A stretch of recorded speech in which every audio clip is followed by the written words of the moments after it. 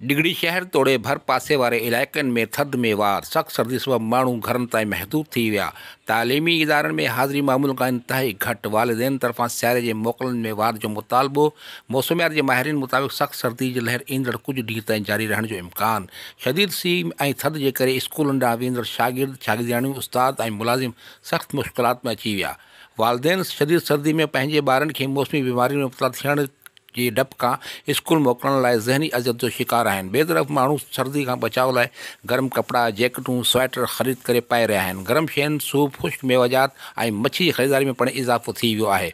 शदीद सर्दी जे करे मौसमी बीमारियुनि सबबि ग़रीबनि जी तकलीफ़ुनि में वधीक इज़ाफ़ो थी वियो आहे।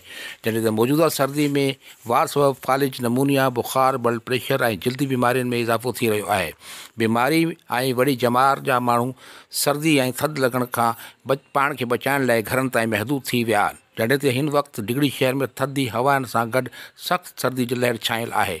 दर्जा हरारत 9 सेंटीग्रेड हद ताईं किरी वियो आहे। मौसमियात खाते जे अॻकथी मुताबिक़ सख़्त सर्दी जी लहर ईंदड़ कुझु ॾींहं ताईं जारी रहण जो इम्कान आहे।